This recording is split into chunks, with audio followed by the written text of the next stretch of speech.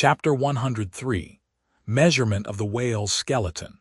In the first place, I wish to lay before you a particular, plain statement touching the living bulk of this leviathan, whose skeleton we are briefly to exhibit.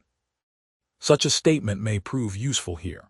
According to a careful calculation I have made, and which I partly base upon Captain Scoresby's estimate, of 70 tons for the largest-sized Greenland whale of 60 feet in length.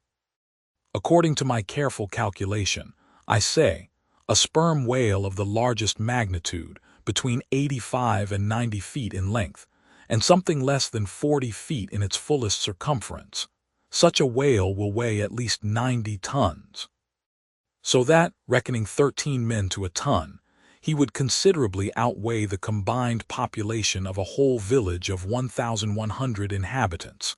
Think you not then that brains, like yoked cattle, should be put to this leviathan, to make him at all budge to any lanceman's imagination? Having already in various ways put before you his skull, spout hole, jaw, teeth, tail, forehead, fins, and divers other parts, I shall now simply point out what is most interesting in the general bulk of his unobstructed bones.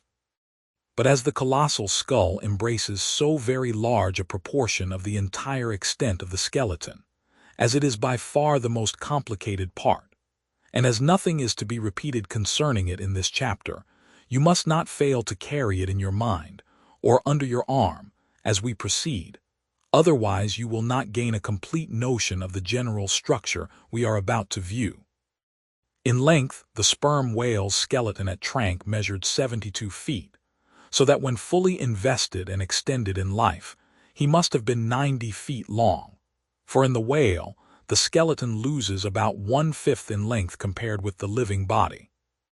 Of this 72 feet, his skull and jaw comprised some 20 feet, leaving some 50 feet of plain backbone.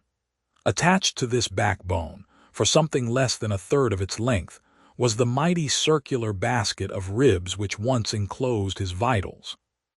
To me this vast ivory-ribbed chest, with the long, unrelieved spine, extending far away from it in a straight line, not a little resembled the hull of a great ship new laid upon the stocks, when only some 20 of her naked bow-ribs are inserted, and the keel is otherwise, for the time, but a long, disconnected timber. The ribs were 10 on a side. The first, to begin from the neck, was nearly 6 feet long. The second, third, and fourth were each successively longer, till you came to the climax of the fifth, or one of the middle ribs, which measured 8 feet and some inches.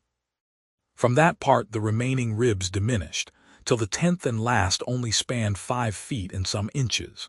In general thickness, they all bore a seemly correspondence to their length. The middle ribs were the most arched. In some of the arsacides they are used for beams whereon to lay footpath bridges over small streams. In considering these ribs, I could not but be struck anew with the circumstance, so variously repeated in this book, that the skeleton of the whale is by no means the mold of his invested form. The largest of the Trank ribs, one of the middle ones, occupied that part of the fish which, in life, is greatest in depth.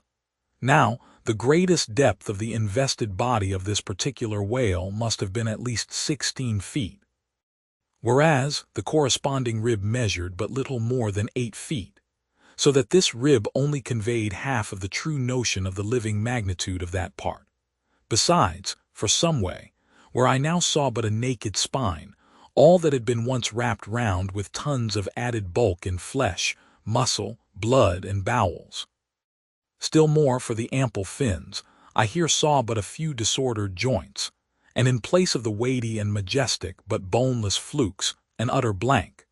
How vain and foolish, then, thought I, for timid, untraveled man to try to comprehend aright this wondrous whale, by merely poring over his dead attenuated skeleton, stretched in this peaceful wood.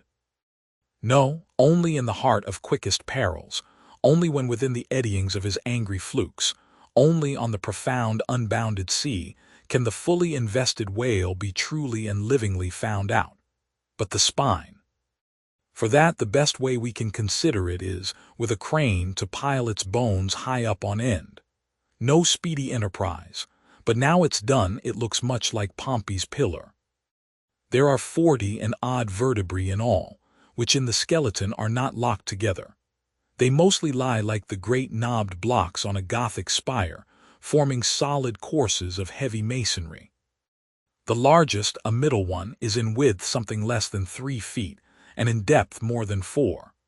The smallest, where the spine tapers away into the tail, is only 2 inches in width, and looks something like a white billiard ball. I was told that there were still smaller ones, but they had been lost by some little cannibal urchins, the priest's children, who had stolen them to play marbles with. Thus, we see how that the spine of even the hugest of living things tapers off at last into simple child's play.